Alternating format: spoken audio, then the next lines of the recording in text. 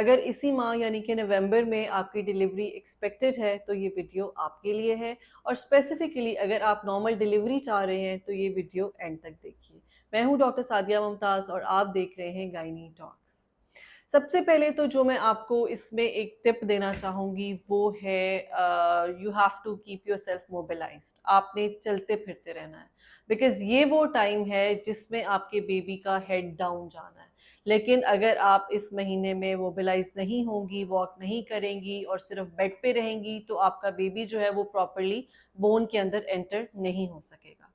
आपके वॉक करने से दो तरह के फायदे होंगे, जिसमें सबसे पहले ये है कि आपके टिश्यूज में और आपकी जो बोन्स हैं उनमें स्पेस बनेगी और आपके बेबी का हेड डाउन जाएगा। और सेकेंडली, आपके बेबी को ऑक्सीजन सप्लाई बहुत अच्छी जाएगी, और जब बेबी को ऑक्सीजन सप्लाई बहुत अच्छी जाएगी तो ऑब्वियसली उसके अंदर जो है लेबर को टॉलरेट करने की जो एनर्जी है वो रहेगी। जैसा कि आप एक क्वेश्चन करते हैं, कई लोग तो बहुत जल्दी ये क्वेश्चन शुरू कर देते हैं कि जी क्या हमारी नॉर्मल डिलीवरी होगी।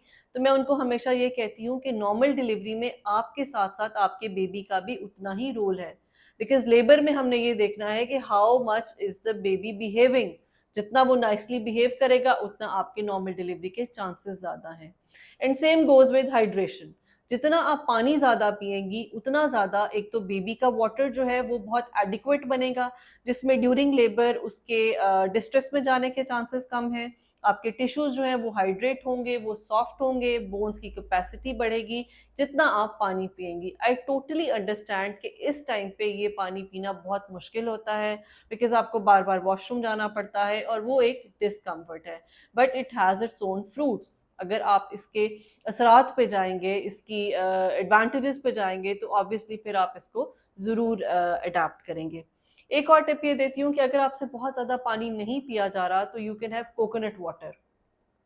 अगर आप दिन में एक ग्लास कोकोनट वाटर भी पी लेते हैं, लेकिन उसका मतलब ये नहीं होगा कि फिर आप अपना बाकी वाटर इनटेक कम कर देंगे।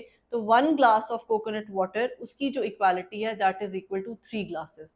तो आप उस हिसाब से फिर अपनी हाइड्रेशन भी मेंटेन कर सकते हैं। इस टाइम में आपने, जब मैं पहले भी अपनी बहुत सारी वीडियोस में बता चुकी हूँ कि खजूरें बहुत इंपॉर्टेंट हैं। 2 खजूरें सुबह, दोपहर, शाम। जो लेडीज, जो खवातीन अपनी प्रेगनेंसी के ड्यूरेशन में खजूरें इस्तेमाल करती हैं, उनकी डिलीवरी, नॉर्मल डिलीवरी के चांसेस बहुत ज़्यादा होते हैं। उसमें और कोई इफेक्ट हो सिजेरियन सेक्शन का तो वो दैट इज़ अनदर थिंग, लेकिन उनकी बॉडी के इफेक्ट्स और उनकी बॉडी की डायलेटेशन, उनकी कंट्रैक्शंस, उनमें खजूरों की जो है वो फायदियत बहुत ज़्यादा है और उसका रोल है। उसके अलावा पाइनएप्पल और पपाया। पपाया यानी कि पपीता, इसमें एक एंजाइम होता है जिसको हम बॉम्बलेन कहते हैं, जो सर्वाइकल डायलिटेशन में बहुत हेल्प करता है। और जब आपको 9th मंथ स्टार्ट हो जाता है तो फिर जो है मैं अपने पेशेंट्स को एडवाइस करती हूँ कि आप कोशिश करें at least small bowl of papaya जो है आप ज़रूर ले लें। नेक्स्ट चीज़ ये है कि आपने अपने जो बेबी है उसकी मूवमेंट ज़रूर काउंट करनी है। मूवमेंट आपने इस तरह से देखनी है कि इस पीरियड में आपको 10 से 12 मूवमेंट्स जो हैं वो ज़रूर होनी चाहिए। अगर आपको ये लगता है कि आपका बेबी 10 से 12 दफ़ा से कम मूव कर रहा है, तो इसमें भी कुछ टिप्स हैं, वो मैं आपको देती हूँ कि एक तो आप ठंडा पानी पिएँ, कोई कोल्ड ड्रिंक पिएँ। उसके बाद 10 से 15 मिनट आप वॉक कीजिए और लेफ्ट साइड की करवट पे जाके लेट जाएँ।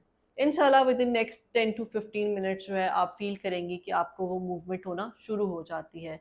लेकिन अगर इस पीरियड में आपको फिर भी मूवमेंट नहीं होती तो दिस इज द टाइम जब आपने अपने डॉक्टर से कांटेक्ट करना है।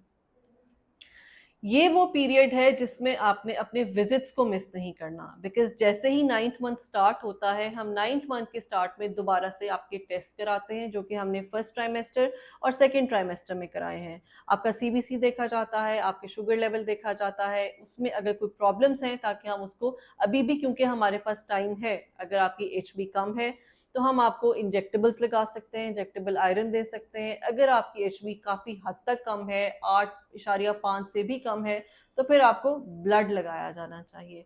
तो ये सब चीज़ें तभी पिकअप होती हैं जब आपके विजिट्स जो हैं वो रेगुलर हों। अगर आपके विजिट्स शुरू से रेगुलर ही चल रहे हैं तो ऑब्वियसली जो नौबत है यहाँ तक नहीं आती कि लास्ट मंथ में आके पता चले कि आपको ये भी प्रॉब्लम है, ये भी प्रॉब्लम है, ये भी प्रॉब्लम है। तो इससे बेहतर है कि आप अपने विजिट्स को शुरू से रेगुलर कीजिए। लेकिन जो 9th मंथ का फर्स्ट विजिट है, मंथ के शुरू का विजिट है, वो आपके लिए बहुत इंपॉर्टेंट है।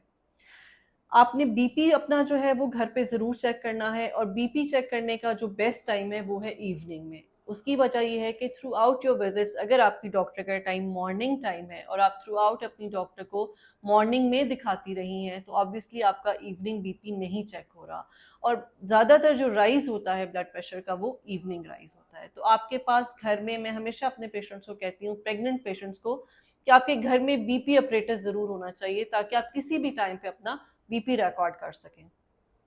तो इवनिंग में 1 दिन छोड़ के, 2 दिन छोड़ के एटलीस्ट आप अपना बीपी जो है वो ज़रूर चेक करते रहें। आपके टेस्ट में जब हम शुगर लेवल देखते हैं, अगर तो वो ठीक है, नॉर्मल आ रहे हैं, तो फिर एज़ सच कोई ज़रूरत नहीं है। लेकिन अगर आपकी हिस्ट्री है, खुद की हिस्ट्री है, ड्यूरिंग प्रेगनेंसी आपको शुगर होती है, या आपकी फैमिली हिस्ट्री है, आपकी बहनों में ये हिस्ट्री रही है कि उनको प्रेगनेंसी में शुगर हो जाती है, या इवन विदाउट प्रेगनेंसी भी अगर वो डायबिटिक है, तो आपकी अपनी ड्यूटी है कि आपने अपनी शुगर्स को मॉनिटर रखना है। ऑब्वियसली आप जब अपने डॉक्टर को ये हिस्ट्री देते हैं तो इन चीज़ों को हाइलाइट कर लेते हैं कि history of diabetes in the patient. तो हम पीरियोडिकली उनकी टेस्टिंग कराते रहते हैं, ताकि आपकी शुगर जो है वो अगर रेज़ लेवल पे जा रही है तो वो मिस ना हो सके। 9th मंथ का जो स्टार्ट है वो इस पॉइंट ऑफ व्यू से भी बहुत इंपॉर्टेंट होता है, बिकॉज इसमें भी कई दफ़ा ऐसे होता है कि थ्रू आउट आपकी प्रेगनेंसी में सब चीज़ें ठीक चल रही होती हैं, कई दफ़ा 9th मंथ में आके बहुत से प्रॉब्लम्स शुरू हो जाते हैं, जिसमें ब्लड प्रेशर का प्रॉब्लम, जैसे कि मैंने बताया, शुगर हाई हो जाती है, कई दफ़ा आपके जिगर जो है उसमें सोजिश होना शुरू हो जाती है, जिगर के हार्मोन जो एंजाइम्स हैं वो बढ़ने लग जाते हैं। तो इन सब की जो टाइमली पिकअप है वो बहुत ज़रूरी है, बिकॉज़ आपने एक बहुत लंबा सफ़र गुज़ारा है, आपने 8 माह गुज़ारे हैं। अब ये वो पीरियड है जिसके बाद आपको अपना फल मिलने वाला है। तो मेरी आपको एडवाइस है कि इस पीरियड को आपने मिस नहीं करना, सो दैट अगर कोई कॉम्प्लिकेशन अराइज हो चुकी है तो वो टाइमली पिकअप हो सके, और अगर सब कुछ ठीक चल रहा है तो लेट इट बी, फिर हम उसमें कोई मजीद इंटरवेंशन जो है वो नहीं करते। नेक्स्ट ये है कि आपको अपने बैग्स पैक रखने हैं, अपना बैग भी और अपने बेबी का बैग भी। इस पे मैं एक स्पेशली एक वीडियो बना चुकी हूँ, वो आप जाकर देखिए कि उन बैग्स में आपके लिए आपके पास क्या क्या होना चाहिए। अपने बैग्स को पैक करिए, बिकॉज 9th मंथ में किसी भी टाइम पे आपको हॉस्पिटल के लिए जाना पड़ सकता है। आपका ब्लड ग्रुप आपको पता होगा, अब तक आपको अपना ग्रुप स्पेसिफिक डोनर जो है वो आपके पास ज़रूर होना चाहिए, जो आपको पता हो, जो कि आपके साथ हॉस्पिटल जाएंगे, जिन लोगों को आपने अपने साथ रखना है, जो आपके साथ ड्यूरिंग लेबर या हॉस्पिटल जाना है, आपने सबके साथ आपने कोऑर्डिनेशन में होना है।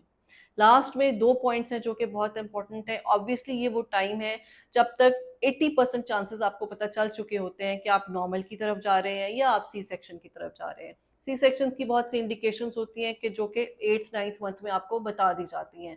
लेकिन अगर आपको इस पीरियड में अभी तक नहीं बताया गया कि आपका सी सेक्शन होना है, तो नेचुरली आपकी नॉर्मल डिलीवरी ही होगी, तो उसके लिए फिर आपकी आपके डॉक्टर के साथ डिस्कशन जो है वो ज़रूर होनी चाहिए। लास्ट पॉइंट ये है कि एपिड्यूरल, अगर तो आपने पेनलेस डिलीवरी करानी है, यानी कि आपने एपिड्यूरल लेना है, मैं इस पे भी एक वीडियो कर चुकी हूँ, तो ये this is the best time, आप इसको अपने डॉक्टर के साथ डिस्कस कीजिए कि आपने बगैर दर्द के डिलीवरी करानी है। अब वो आपके साथ डिस्कस करेंगे, आपको जो एनेस्थेटिस्ट हैं आपका उनके साथ मीटअप कराएंगे, या हर डॉक्टर का एक अपना प्लान होता है, अकॉर्डिंगली वो उसको लेके चलते हैं। लेकिन आपके डॉक्टर को ये पता होना चाहिए कि मेरी ये पेशेंट जो है वो, उन्होंने एपिड्यूरल लेना है या बगैर दर्दों की डिलीवरी करानी है, ताकि वो टाइमली आपका अरेंजमेंट करा सकें, because this is what you doctor have to decide कि इस टाइम पे आपको एपिड्यूरल लगना है, सो दैट उनके पास भी एक आपका डेटा होता है कि इनको लगना है, तो जब आप लेबर में जाते हैं तो सब कुछ आपका ऑलरेडी प्लान्ड होता है, और वो वहाँ पर जगह चीज़ें जो हैं वो रेडी होती हैं। तो आई होप इस मंथ में जितनी चीज़ों पे आपने कॉन्सेंट्रेट करना है, जिन चीज़ों को आपने टेकअप करना है, वो मैंने बता दी हैं। अगर फिर भी आप कुछ और पूछना चाहें तो you can comment on the video, और मैं उसको फिर आपके साथ डिटेल से डिस्कस करूँगी। Thank you.